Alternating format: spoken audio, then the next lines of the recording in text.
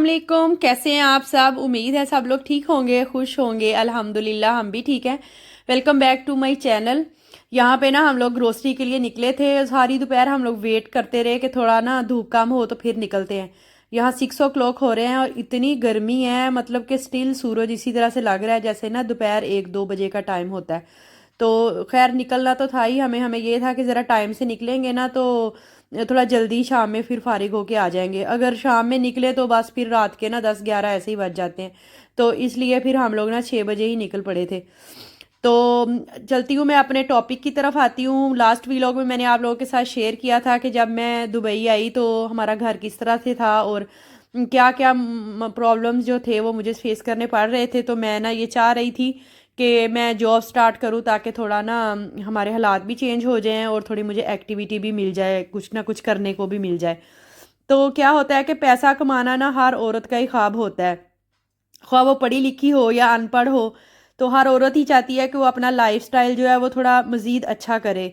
और उसको मज़ीद अच्छा करने के लिए ना कुछ करने की कोशिश में लगी ही रहती है। कुछ लेडीज़ की मजबूरी भी होती है कि जॉब वगैरह करना, और कुछ जो होती हैं जस्ट शौक के तौर पे भी करती हैं। तो बस इसी तरह से कुछ था कि कुछ फाइनेंशली तौर पे भी मैं चाह रही थी कि अपने ना जॉब वगैरह स्टार्ट करूं, और कुछ मेरा ये मसला भी था कि टाइम जो है वो अच्छा स्पेंड हो जाए मेरा। तो जैसे मैंने लास्ट व्लॉग में बताया कि मेरे हस्बैंड ने ना मुझे एक पेपर ला के दिया, उसके ऊपर काफ़ी ज़्यादा ना कॉन्टैक्ट्स नंबर लिखे हुए थे। तो मैंने मुख्तलिफ जगह पे कॉल्स वगैरह की वैकेंसी का पूछने के लिए कि अगर कहीं पे है वैकेंसी तो मैं ना अपनी सीवी ड्रॉप करती हूँ। जब मैं विजिट पे पहली बार दुबई आई थी ना तो तब मेरे पास वीज़ा भी नहीं था। तो मैंने ना सेल्फ ग्रूमिंग का भी थोड़ा सा ऐसे सीखा हुआ था, थोड़ा सा सलून से रिलेटेड ना चीज़ें। तो तब मैंने ना एक दो पार्लर्स वगैरह में भी ट्राई किया कि चलो मुझे एज ए हेल्पर ही जॉब मिल जाए तो मैं वो कर लूँ ताकि मुझे वीज़ा मिल जाए। लेकिन वो वाली जॉब जो थी ना वो बहुत ही ज़्यादा मुश्किल थी, क्योंकि सुबह आपको 9 बजे घर से जाना होता था और रात को 12 o'clock तक आप ना वहाँ पे ही रुकते थे, और छुट्टी भी कोई नहीं होती थी तब ना, फ्राइडे ऑफ होता था इधर यूएई में। तो फिर जाहिर है इतनी लंबी ड्यूटी करना और घर भी संभालना, तो ऐसा भी नहीं हो सकता था कि फ्राइडे को हस्बैंड घर होते और मैं खुद सैलून जाती। तो इसलिए वो वाला ऑप्शन जो था मैं ऑलरेडी ट्राई कर चुकी हुई थी। तो वो वाला मैंने ना अब नहीं ट्राई किया था, क्योंकि अब मेरे पास वीज़ा था। तो इसलिए ना फिर मैंने ये वाली जो जॉब थी ना उसको पोस्टपोन कर दिया, मतलब कैंसिल कर दिया। तो अब मेरा इरादा था कि मैं ना तसल्ली के साथ कहीं ना स्कूल या नर्सरी वगैरह में जॉब स्टार्ट करूँ। जब मुख्तलिफ स्कूल्स वगैरह में मैंने ना कॉल की तो फिर उनका मुझे वहाँ से यही रिस्पांस मिला कि आप अपनी सीवी जो है वो हमारे ईमेल पे ना सेंड कर दें, तो अगर वैकेंसी होगी तो फिर हम आपको ना कॉल कर लेंगे। तो बस ये काफ़ी जगहों पे मैंने ना अप्लाई किया लेकिन कहीं से भी कोई कॉल ना आई।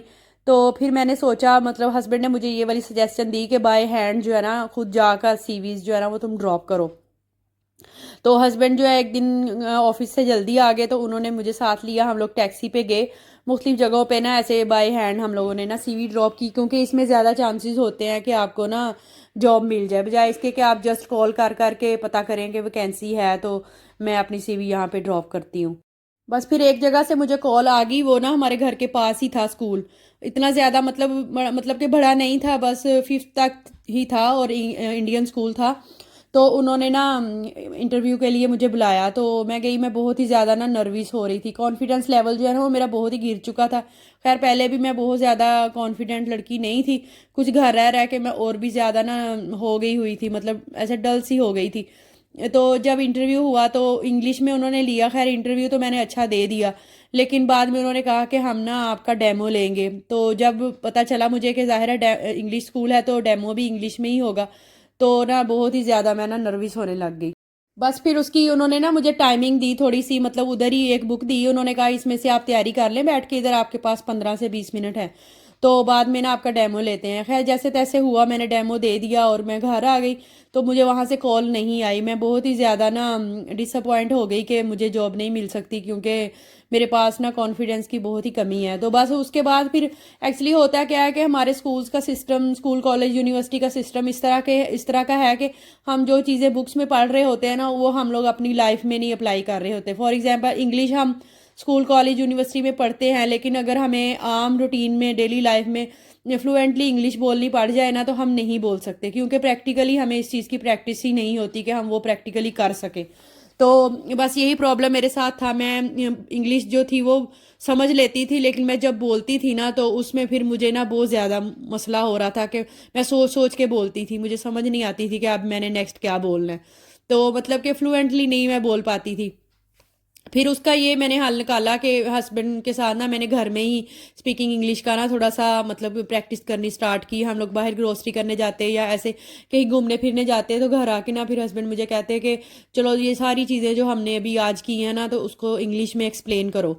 तो उससे ये है कि थोड़ी थोड़ी करके ना मेरी वोकेबलरी जो है वो भी इम्प्रूव हुई। मैंने मुख्तलिफ नई चीज़ें भी सीखी, और दूसरा ये कि थोड़ा मेरा बोलने का एक्सेंट भी अच्छा हो गया और फ्लुएंटली मैं बोलना भी स्टार्ट हो गई। एक्चुअली माहौल अगर आपको मिल जाए ना वो वाला कि जिस माहौल से जो चीज़ आप सीखते हैं ना वो आप बुक्स में नहीं सीख सकते। हमें इंग्लिश आ रही होती है लेकिन हमें ना प्रैक्टिकली उसको बोलना नहीं आ रहा होता। तो बस जब वो मुझे थोड़ा सा माहौल उस तरह का मिला ना तो फिर मैंने भी थोड़ा ना इम्प्रूव किया खुद को। फिर दोबारा से एक नए अज़म के साथ मैंने ना सीवीज़ वगैरह ड्रॉप की इधर उधर। फिर मुझे ना एक नर्सरी से कॉल आई, वो इंडियन नर्सरी थी और छोटी सी थी, मतलब बहुत ज़्यादा बड़ी नहीं थी, थोड़ा सा ही स्टाफ था उसका। सुबह 8 बजे से लेके शाम 4 बजे तक वो ओपन रहती थी, लेकिन जो मतलब दूसरा स्टाफ था ना टीचिंग स्टाफ, उसको 2 बजे छुट्टी हो जाती थी। तो बस उन्होंने ना मुझे एज ए हेल्पर टीचर वहाँ पे रखा, क्योंकि उन्होंने ना मुझे ग्रेजुएशन की बेस पे जॉब दी थी। हालांकि मेरा मास्टर्स था तो बीएड भी था, लेकिन नर्सरी से रिलेटेड मेरे पास कोई क्वालिफिकेशन नहीं थी, इस वजह से उन्होंने ना मुझे ग्रेजुएशन की बेस पे जॉब पे रखा। वहाँ ना एक क्लास में 3-3 लोग होते थे, लाइक एक टीचर होती थी, एक साथ में हेल्पर होती थी जो बच्चों को ऐसे देखती थी कि कोई बच्चा दूसरे को डिस्टर्ब तो नहीं कर रहा या दूसरे बच्चे का ध्यान लगाना होता था, और एक नैनी होती थी। तो मेरे साथ जो टीचर थी ना वो इंडिया की थी और अच्छी थी वो ना, आदत की काफ़ी, और ये एक नैनी थी वो फिलिपीन की थी। तो एक मैं थी उनके ना स्टाफ में, और कोई पाकिस्तानी टीचर नहीं थी वहाँ पे। तो वो जो उसकी ओनर थी ना नर्सरी की, वो भी इंडियन थी और क्रिश्चियन थी। पता नहीं उसको मेरे साथ क्या प्रॉब्लम था कि वो ना मुझे हर चीज़ में ना आगे नहीं आने देती थी। मेरी कोशिश होती थी कि मैं थोड़ा सा ना खुद को ग्रूम करूँ, मज़ीद थोड़ा आगे बढ़ूँ ताकि मैं ना चीज़ों को मज़ीद सीख सकूँ। शायद उसको मेरे साथ ये एक प्रॉब्लम भी था कि मैं ना हिजाब करती थी। बाकी सारी जो वहाँ पे टीचर्स आती थी ना उनको जैसा भी वो कपड़े वगैरह पहनने के लिए कहती थी ना कि अगर आज पिकनिक है तो सब ने ऐसे पैंट्स जीन्स वगैरह पहन के जानी है, तो वो ना पहन आती थी। कि इवन के मुस्लिम टीचर्स जो थी ना वो भी पहन आती थी। तो लेकिन मैं जीन्स वगैरह नहीं पहनती थी और वैसे भी मैं हिजाब करती थी। तो उसको ना शायद ये वाला प्रॉब्लम था मेरे साथ। पीटीएम वगैरह भी होता तो मुझे आगे ना आने देती। पिकनिक पे भी एक दफ़ा बच्चों को लेके गए तो उसने मुझे कहा कि कुछ बच्चों ने ना नहीं जाना तो आप उनके साथ ना इधर नर्सरी में ही रुको नैनीज के साथ, मतलब वो मुझे नहीं लेके गई। तो मुझे ऐसे फील होता था कि इसको ना मेरे साथ यही प्रॉब्लम है कि ये ना मज़ीद आगे ना आए। तो जो मेरे साथ एक और टीचर थी, बाद में मैं एक वो जो पहले वाली थी ना वो छुट्टी पे चली गई, एक और टीचर आई तो वो भी न्यू ही थी, वो भी इंडियन ही थी। तो वो ना उसको आगे मतलब हर चीज़ में आगे आगे करती थी कि ताकि वो जल्दी सीख जाए। जब मैं किसी चीज़ में आगे होती तो उसका दिल होता था कि इसको चांस ना मिले उसको मिले। पता नहीं उसकी क्यों इस तरह से नेचर थी। हालांकि एक इस्लामी कंट्री है दुबई और यहाँ का ऐसा माहौल भी नहीं है कि किसी हिजाब वाले को इस तरह से देखा जाए, क्योंकि अरब मुल्क है, इस तरह तो पॉसिबल हो ही नहीं सकता। एक और इजिप्शियन टीचर थी वहाँ पे और वो बहुत ही ज़्यादा मॉडर्न थी, उसको ज़्यादा ना प्रेफरेंस दी जाती थी। खैर कुछ इश्यूज थे मुझे वहाँ नर्सरी में, लेकिन फिर भी मैं एटलीस्ट घर वाले माहौल से निकल के एक जो दूसरी जगह पे जा रही थी, वहाँ मुख्तलिफ लोगों से भी मिलती थी, बच्चों के साथ भी टाइम स्पेंड करती थी। तो मुझे ना काफ़ी यानी अच्छा लग रहा था, और वैसे भी मेरी लाइफ की फर्स्ट जॉब थी तो मैं उसको काफ़ी इंजॉय भी करने लगी थी। दूसरा ये कि एक माहौल मिलने की वजह से ना मेरी इंग्लिश जो थी वो मज़ीद इम्प्रूव हो गई थी। हालांकि मैं इतना ज़्यादा लाइफ में बोलती नहीं थी, मतलब गपशप नहीं करने वाली दूसरों के साथ, लेकिन फिर भी मैं ना चुप करके ऐसे दूसरी चीज़ों को ऑब्जर्व करती रहती थी, देखती रहती थी कि क्या करते सबसे ज़्यादा मुश्किल चीज़ जो मुझे लगती थी ना वो वहाँ ऐसे कोई राइम्स और पोएम्स वगैरह जब बच्चों के लिए प्ले करते थे ना, म्यूजिकल ऐसा कुछ लगाते थे म्यूजिक वगैरह लगा के, तो टीचर्स ना उस पर परफॉर्म करके बच्चों को दिखाती थी। वो मुझे सबसे ज़्यादा मुश्किल और ऑकवर्ड सा लगता था, क्योंकि वहाँ पे जो असम्बली का टाइम होता था ना मॉर्निंग में, तो उसमें भी बच्चों को ना ऐसे परफॉर्म करके सारा कुछ, मतलब कह लें कि हल्का फुल्का सा डांस ही आपने करना होता था। मुझे बड़ा ही अजीब लगता था, तो मैं ना इस वजह से थोड़ा अवॉइड भी करने लग गई थी।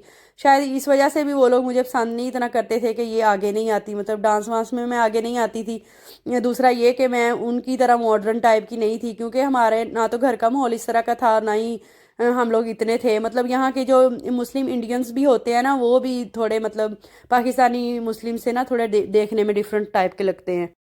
बस इसी तरह से फिर करते कराते मुझे फर्स्ट सैलरी मिली, और उस दिन ना मैं बहुत ही ज़्यादा खुश थी। ऐसे मैं ना घर में आई तो मैं नारे लगा रही थी, बहुत ज़्यादा खुश थी। और मैंने हस्बैंड को कहा कि आज ना ज़िंदगी का फर्स्ट टाइम है कि मेरे पास मेरी सैलरी आई, और मैं बहुत ही खुश हूँ। बस एक दो सैलरी इस तरह से जमा करके ना फिर मैंने नया फ़ोन लिया। और फिर बाद में ना फिर थोड़ी थोड़ी ऐसे सेविंग करके, ये जो अक्सर आप लोगों ने देखा ही होगा किचन में काम करते हुए, मैंने ब्रेसलेट पहनी होती है गोल्ड की, तो वो वाली फिर मैंने ली। इस तरह से ना एक दो चीज़ें जो थी वो मैंने ली। और हमारा टाइम भी अच्छा स्पेंड होने लग गया, क्योंकि मैं 2 बजे घर आ जाती, आके थोड़े एक दो घंटे के लिए रेस्ट कर लेती, और बाद में किचन का काम खाना छाना बना लेती, और सफाई का काम भी कर लेती। शाम को जब हस्बैंड आते तो जाहिर है फिर मेरा भी मूड भी अच्छा होता, और दूसरा ये कि मैं बिल्कुल रिलैक्स भी होती। ज़िंदगी जो है ना वो एक स्मूथली हमारी चलनी स्टार्ट हो गई थी।